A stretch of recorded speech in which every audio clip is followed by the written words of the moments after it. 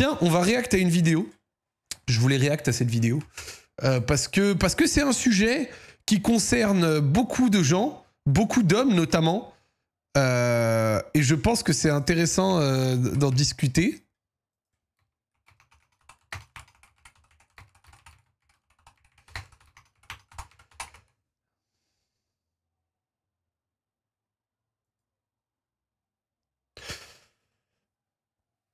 Hop.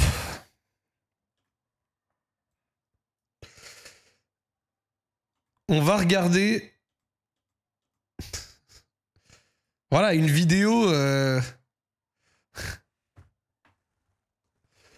Les dangers de la greffe de cheveux. Voilà les gars. Il y a Dr Nozman qui a pris un sujet qui nous concerne tous et qui a décidé de, voilà, de nous prévenir des choses. Oh purée, comment c'est brûlant comme thème. On voit de plus en plus de personnes passer à l'acte et aller se faire poser des implants capillaires. Mais comment ça fonctionne en réalité? Qu'est-ce qu'ils font? Bon, faut qu'on parle de greffe de cheveux. Oh purée, comment c'est brûlant comme thème. On voit de plus en plus de personnes passer à l'acte et aller se faire poser des implants capillaires. Mais je l'ai fait, ça a changé ma vie. T'as retrouvé ta dignité. Ça fonctionne en réalité? Qu'est-ce qu'ils font? Est-ce que ça fait mal? Et surtout, pourquoi on perd nos cheveux? À mesure que le temps passe, la vie t'enlève des poils là où il faut et t'en rajoute là où il faut pas. Je trouve ça parfaitement dégueulasse. Voilà, on est d'accord que la calvitie... l'illustration très sévère. La vie t'enlève des poils là où il faut et t'en rajoute là où il faut pas. Je trouve ça parfaitement... Très sévère l'illustration. Dégueulasse. Voilà, on est d'accord que la calvitie, ça peut... Ouais. Alors Nozman, mon frère, hein, rien à dire, hein, mais... Je sais reconnaître un frère. Je sais reconnaître quelqu'un concerné par le sujet. Ça, c'est la pire calvitie qui existe, je l'ai déjà dit plein de fois. C'est la calvitie poteau de corner, c'est celle qui recule en profondeur comme ça. Elle, c'est dur. Elle, c'est sévère. Nozman, il a la meilleure calvasse, Zach, t'es délu, non, t'es fou. Quand tu es un peu grand, la meilleure calvasse, c'est celle à l'arrière là, la zizou, parce que ça tombe petit à petit, et avant que ça devienne vraiment un trou de golfite, il y a du temps. Alors que là, reculer ici, genre la calvitie marée basse là, non, c'est dur, frère. C'est très dur. Inquiété. Moi-même, je vois la densité de mon crâne évoluer, quoi. Il y a doucement du terrain très lisse qui s'installe progressivement. Bon, donc voilà. Après, je pense aussi que c'est juste une carence en vitamine D, voilà, rien de plus. Greffe, pas greffe, voilà, la question se pose. Je me sens pas forcément encore prêt à aller me faire poser des implants. Voilà, je sais pas pourquoi, j'imagine qu'il y a peut-être une histoire de feeling. Voilà, bon bah au moins, lui, au moins, directement, il met les deux pieds dans le plat, il est concerné, hein. Bah je l'ai pas. D'ailleurs, si vous vous êtes fait des implants, n'hésitez pas à mettre vos témoignages dans les commentaires. Il faut que cette vidéo devienne un genre de forum de discussion sur les bonnes pratiques, les petits conseils. Je suis sûr que ça pourra aider plein de personnes. Dédramatiser les trucs, ça fait mal, ça fait pas mal, combien ça coûte, ou allez-y, faites-vous plaisir. Turquie pour beaucoup. D'ailleurs, petit coup de gueule rapidos. Parfois, je suis sur TikTok comme ça et je vois des chirurgiens de cliniques de greffe qui font des reacts à des gens d'internet pour dire si oui ou non ils ont besoin de faire une greffe de cheveux. Sauf que les personnes concernées, elles ont rien demandé en fait. Non mais vous êtes pas bien ou quoi? Laissez-les tranquilles, c'est affreux de faire ça en fait. Est-ce que vous vous rendez compte des complexes que vous pouvez créer? C'est déjà pas forcément facile à gérer, mais c'est trop ça, voilà. Et surtout, en tant que professionnel de ce milieu-là, faire un jugement comme ça public devant tout le monde, est-ce qu'il a une calve ou pas, surtout pour faire des vues en plus, je trouve que ça donne tout sauf envie d'aller dans votre clinique finalement. Je suis d'accord. Mais c'est aussi un peu drôle si on doit être honnête. Hein. Donc tu vois, c'est bizarre. En plus, parfois, j'ai vu des retours des personnes concernées qui sont en mode bah, choquées, quoi. J'ai rien demandé, qu'est-ce que tu me fais? Laissez les gens tranquilles avec leur airline, avec quoi que ce soit sur leur physique d'ailleurs, laissez-les respirer. Voilà, c'était juste. Mais moi toute l'année, toutes les 2-3 mois, il y a des cliniques turques qui me proposent de venir faire. Mais c'est toujours la même chose, un billet aller-retour payé, transfert, hôtel 5 étoiles sur place, opération gratuite et tout. C'est la folie, hein. Petit message, bref, la greffe de cheveux, on y va.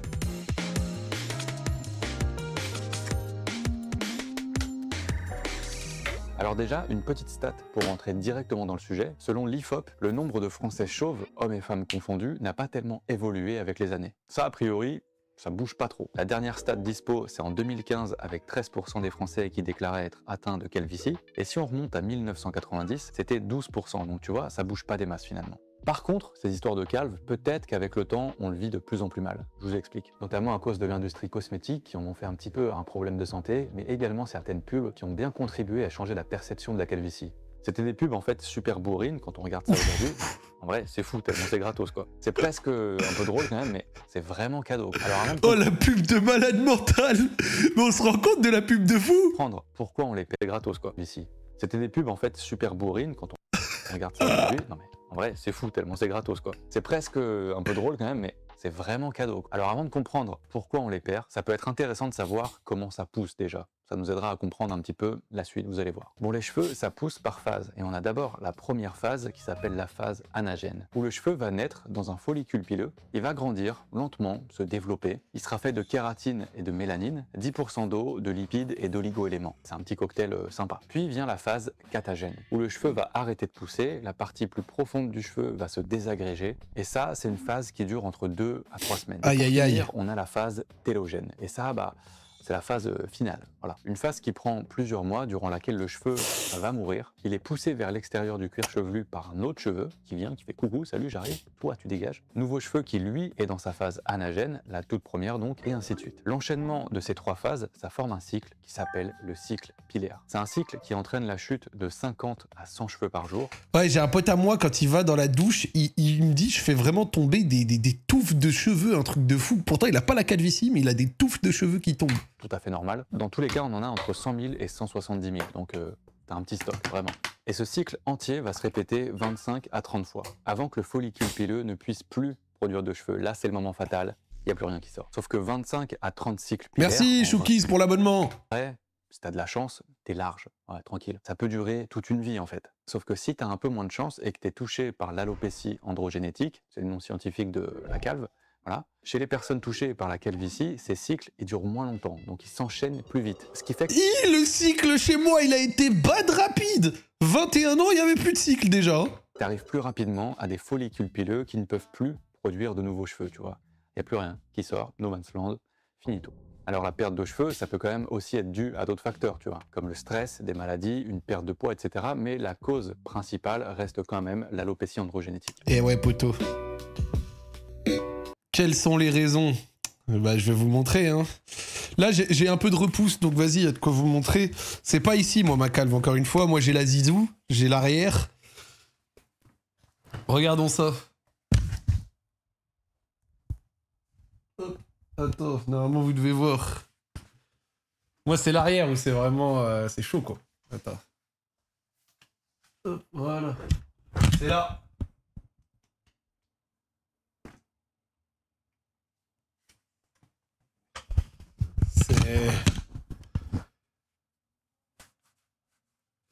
C'est sévère. Très sévère. Toi, t'as un mix Zizou plus Link Magino qui reste devant. Ouais, en soi, devant et tout. RAS, regardez les contours. Tout va bien. C'est juste là. Mais vu que je suis grand, je fais 1m87 et je mets souvent des casquettes aussi, bah du coup, on le voit pas trop, tu vois, ça va. Et je rase souvent aussi. Et d'ailleurs, je rase avec... Attendez, je vous montre.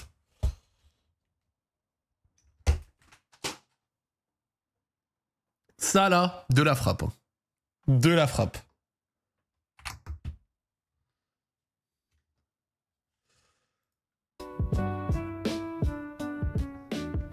Alors il y a évidemment un lien génétique, c'est dans le nom d'ailleurs hein, finalement. Après, en fonction des personnes, ce lien génétique, ça peut être... Ouais, je l'avais acheté en stream, ouais. Perso, ça c'est le crâne de mon père quand il avait 25 ans, j'en ai 35, je m'estime déjà heureux. Voilà, petite balle perdue, papa, désolé, c'est pour la vidéo.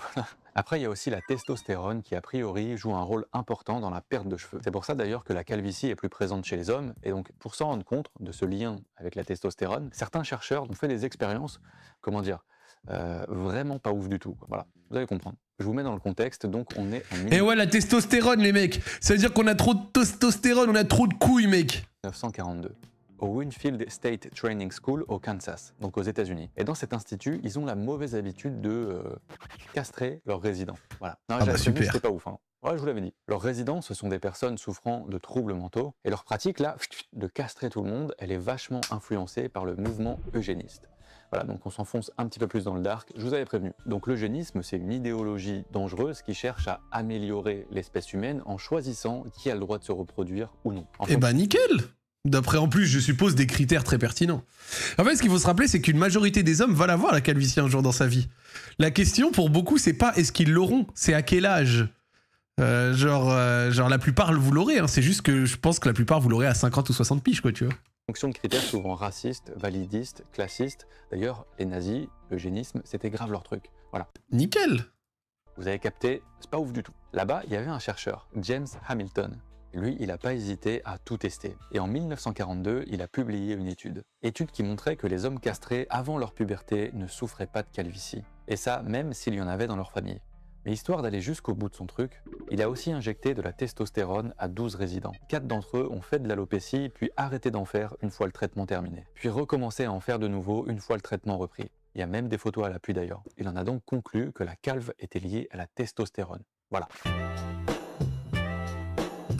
Merci Hugo. On est totalement plein de testostérone, les mecs. Respectez. J'ai tellement de testo qu'à 21 piges, j'ai eu la calve. Tu connais. Voilà, on est là. S'il y a Haja, on est là, tu vois. On est en place, solide, Rajel, bonhomme. Alors cette histoire de testostérone, on entend souvent que c'est lié au fait d'en avoir trop, en excès. Mais en fait, ce serait plutôt lié à une hypersensibilité à la testostérone. Et plus Vas-y, il a niqué mon argumentaire, putain, 2 phrases plus tard.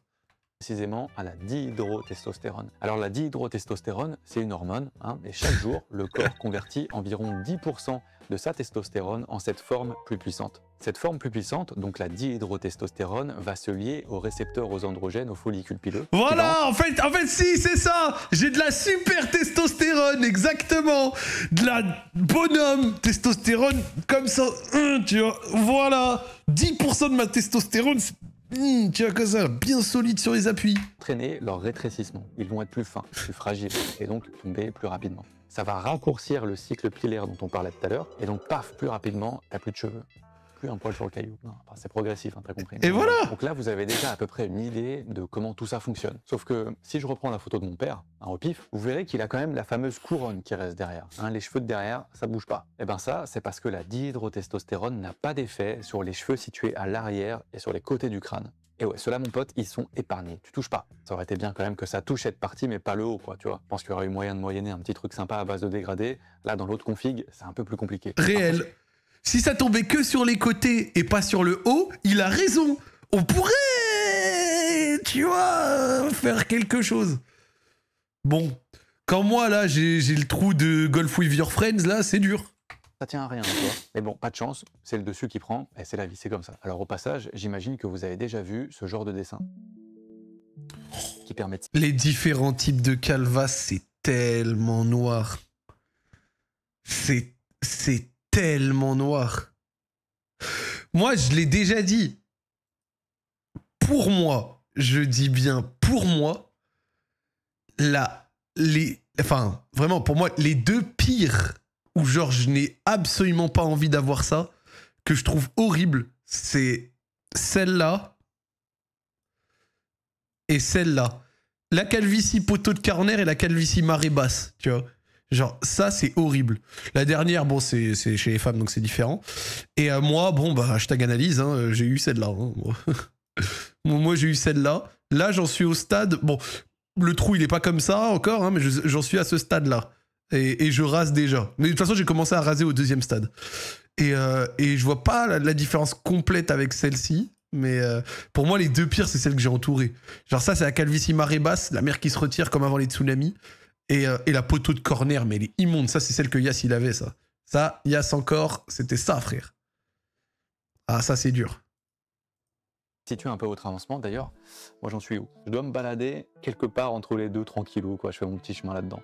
Purée, par contre, les dessins du haut, ils font mal. Hein. Celui-là, il y a vraiment 2 poils, quoi. C'est tout. Bon, c'est l'inverse, la tienne, il faut raser, les autres, tu peux tenir. Mais, gros, dans ce cas, je vais dire un truc. Moi, j'ai dû raser, aucun souci. Mais, la mienne, tu peux mettre une casquette facilement. Et au-delà de ça, si t'es un peu grand, t'as du temps avant que ça se voit. Vous avez pas déjà vu des gens qui, avec une calvasse, font trop pitié parce qu'ils essayent de plaquer leurs cheveux en avant, ils font des c'est voyant, tout le monde sait qu'ils ont une calvasse, c'est horrible, mais ils tiennent ça pendant longtemps et t'es là, lâche ça, poteau, lâche ça. Donc voilà, tu dis, ouais, tu peux tenir, mais ça fait trop pitié hein, quand ils essayent de tenir. Vraiment, genre, c'est horrible. C'est horrible. Voilà, celui-là, il y a vraiment 2 poils, quoi. C'est tout. Bon, vous voyez d'ailleurs aussi que sur ces dessins, on voit des femmes également, car oui, les femmes aussi peuvent être touchées par la calvitie. Alors, les hommes, 25% sont touchés par la calvasse au cours de leur vie. Chez les femmes, cependant, on est sur 2%, tout âge confondu. Et un tiers à connaître une perte de cheveux au cours de leur vie, pas forcément définitive d'ailleurs. Ça, c'est le petit bonus sympa. Chez nous, le cheveu, il tombe. Merci, au revoir, bon week-end, c'était sympa de passer un petit moment avec toi. Maintenant, c'est par là, faut y aller, faut partir. Alors que chez les femmes, ça peut être passager, ça peut revenir. 25%, ça va. Il me semble même que ça va plus que 25%, tu sais, au fur et à mesure que tu grimpes dans la pyramide de l'âge. Genre, vraiment, il me semble qu'à 70-80 ans, c'est même plus que ça. J'avais lu des articles. Androgénétique féminine, et ça se manifeste pas forcément comme chez nous. Chez les hommes, c'est souvent les golfs, la ligne frontale et le sommet du crâne, alors que chez... Golf, ligne frontale, sommet du crâne. Vas-y, gardez dans la tête. 1, 2, 3. D'accord, vous gardez dans la tête. Ok. Que vous soyez frappé ou pas.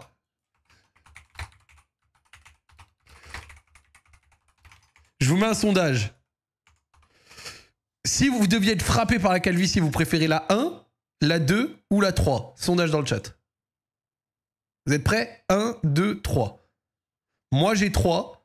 Ça, c'est Yass encore. Et ça, c'est un pote à moi. Il a eu 7 calvities. C'était noir à la fin. Ses contours, c'est comme Sadio Mané. Tu vois, genre, les contours étaient là. Genre, au milieu du crâne.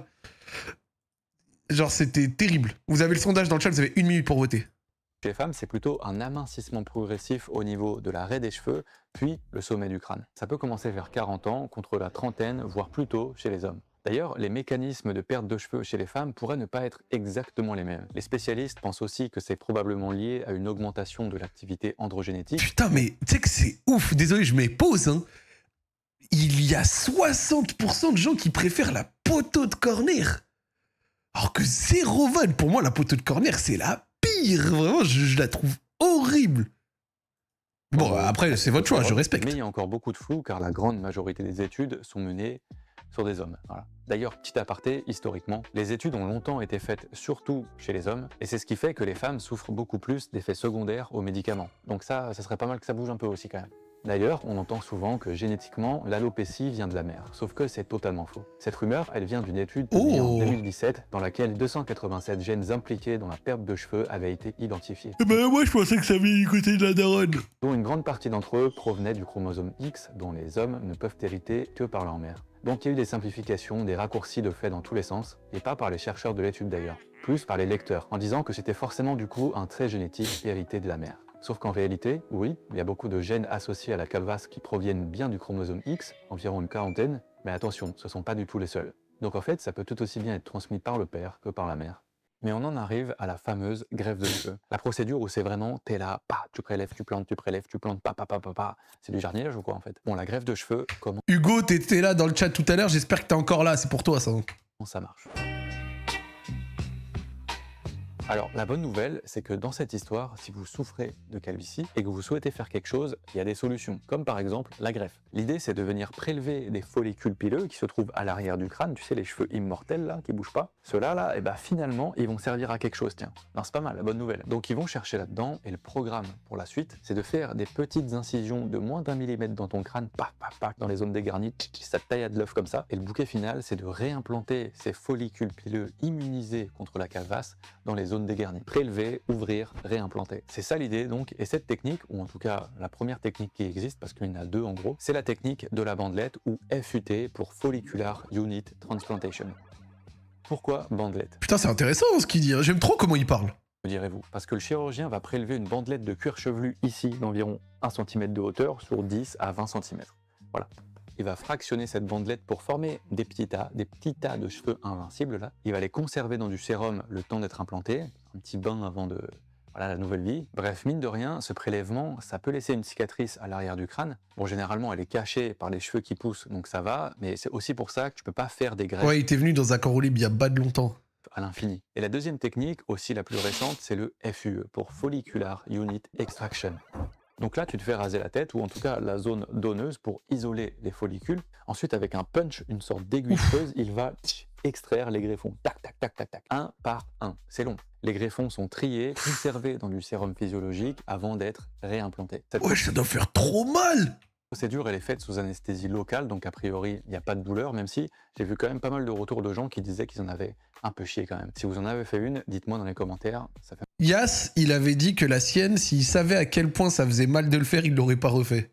Mal ou pas. Ça dure entre 4 et 6 heures pour la FUT et entre 6 à 8 heures pour la FUE. Donc faut prévoir sa journée. Hein. Et en même temps, il y a du taf, hein. C'est pas n'importe quoi. Il y a quand même des milliers de cheveux à réimplanter soigneusement. Bon voilà, faut y aller tranquille. Tu ressors de là avec un beau bandage autour de la tête pour protéger la zone donneuse, mais aussi pour tanker un énorme hématome potentiellement. Là, c'est la phase où visuellement, bon, c'est quand même quelque chose quoi. Après, il faut compter environ 4 mois pour que la repousse commence, hein, après que vos greffons, vos cheveux implantés soient tombés. Quand Raska, il l'a fait, il avait la tête gonflée, il nous avait envoyé des photos, il avait vraiment une tête de fou.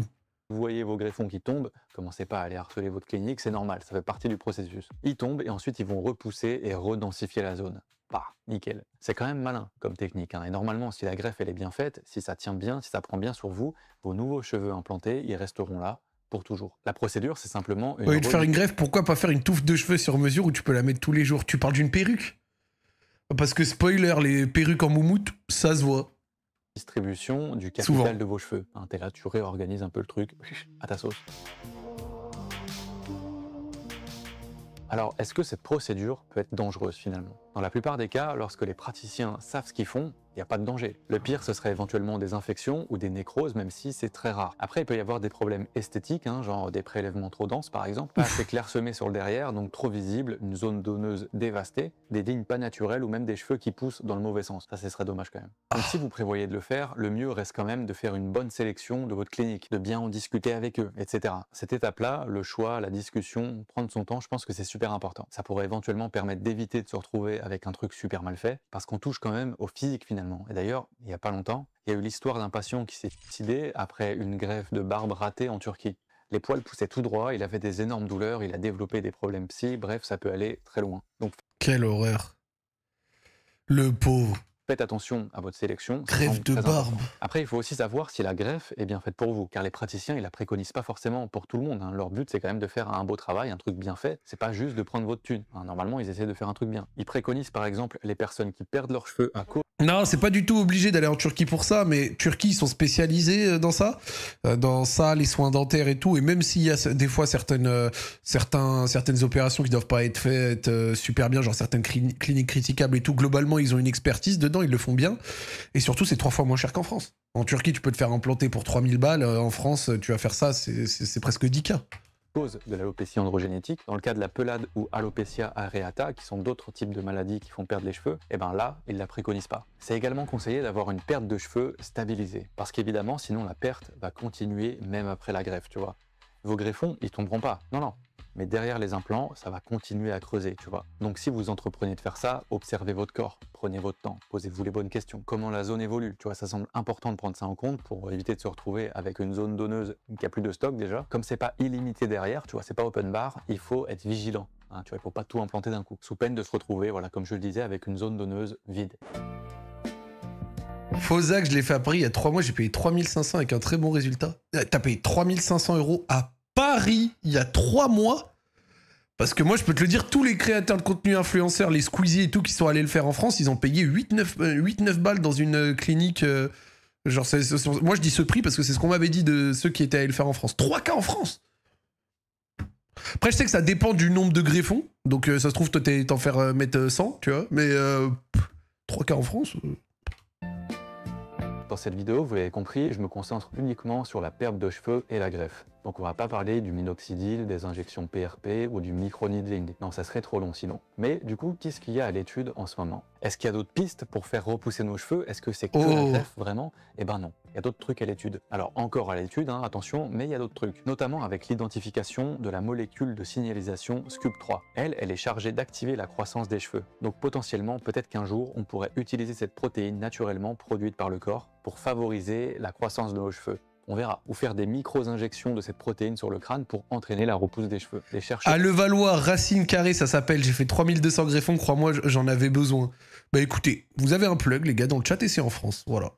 Je sais pas si 3200 greffons, c'est beaucoup ou pas. Parce que moi, vraiment, j'étais resté bloqué sur le fait que, tu sais, quand j'ai parlé avec des frères tombés au combat, tu vois, Squeezie, Billy et tout, qui l'avaient fait en France, ils ont tous payé du 7, 8, 10K selon le nombre qu'ils prenaient, c'était fou.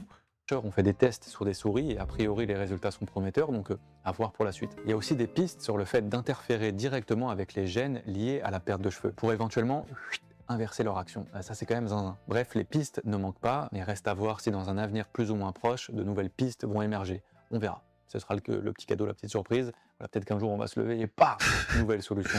Les gars, il y a des gars dans le chat, ils sont à terre de fou, frère. En face, Louise Michel, c'est un arrêt de métro. C'est-à-dire que le frérot... Racine Carré, Levallois, hop, je tape sur Google.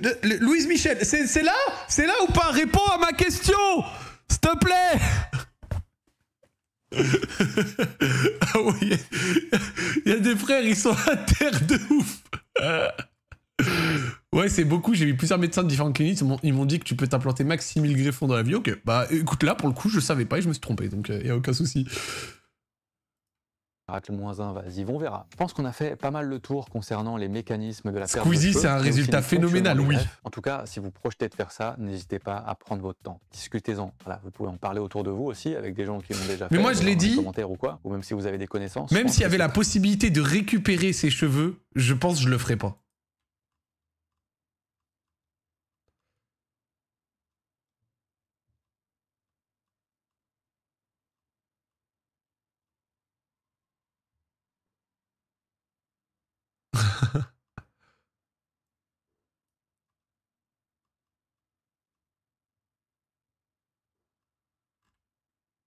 Voilà, tu sais qu'il dit la même chose que Yas, regardez. Si on m'avait raconté tout ça avant, jamais je l'aurais fait. Je suis une femme, j'ai fait ma greffe à 25 ans, putain la pauvre. Oh, j'avoue, tu sais que nous, autant les gars, vas-y, on peut rigoler, on peut assumer. Mais quand t'es une femme, avoir l'alopécie, c'est une singerie. Non, force à mes femmes. C'est chaud, frère.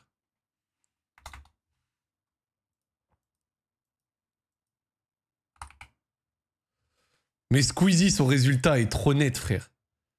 Non, mais regardez ça. Squeezie, regardez ça.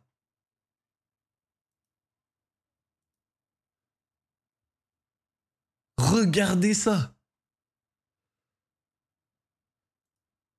Ce gars était calvicié, t'es mal résultat.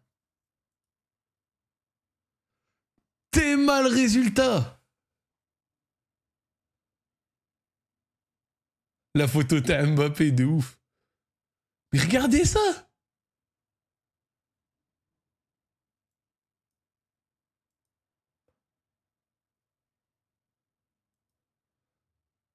Ah ouais, non, c'est fort.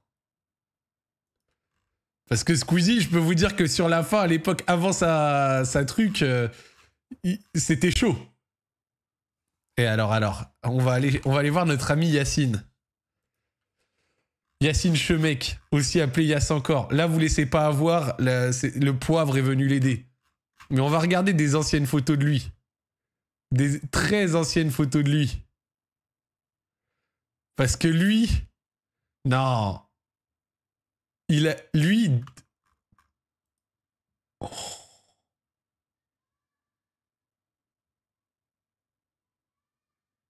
Ah ouais, non, frère.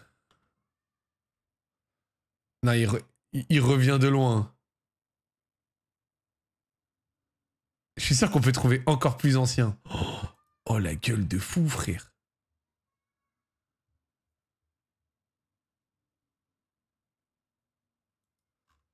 Oh, la gueule de fou.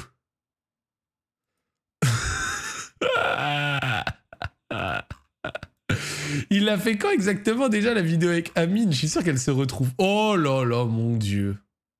Vous la voyez?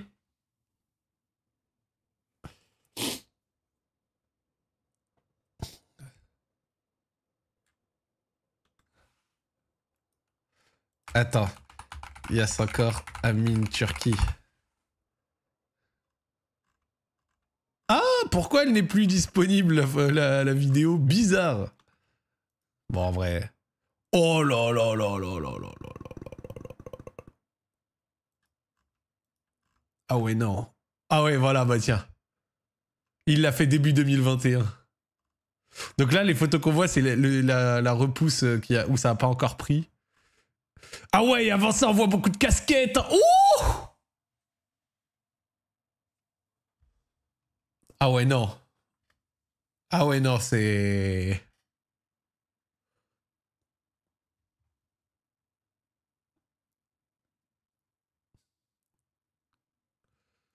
Non, je répète ce que j'ai dit, la calvitie poteau de corner, c'est terrible.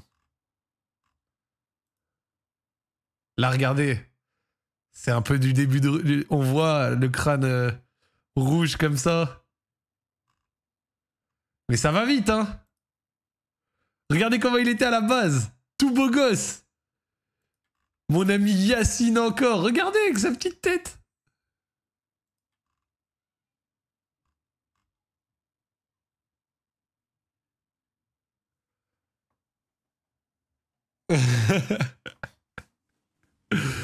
Oh là là. Le bon vieux Yass.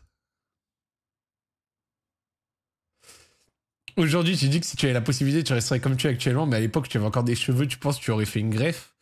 Bah non, franchement, j'ai déjà dit, la greffe de cheveux, c'est pas un truc qui me tente. On me l'a proposé très vite, hein, et il y a de très très nombreuses reprises.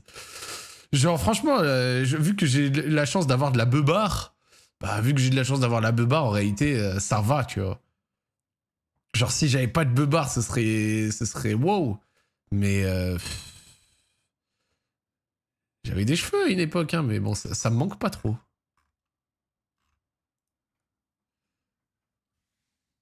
« 2016. C'est à cette époque-là que ça a commencé à me taper. C'est à cette époque-là que là, ça a commencé à...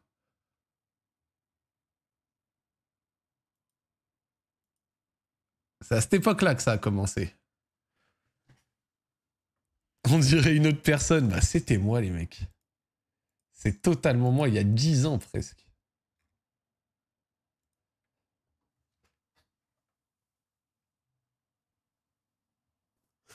Oh, 21 piges, les gars. Le casque gaming, hein, bah oui, frère. Regarde la gueule. J'avais 21 ans. Hein.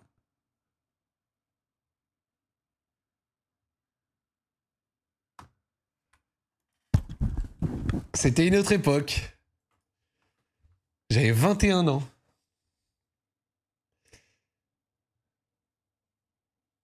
T'as une tête à danser à tectonique, oui, oui, bon.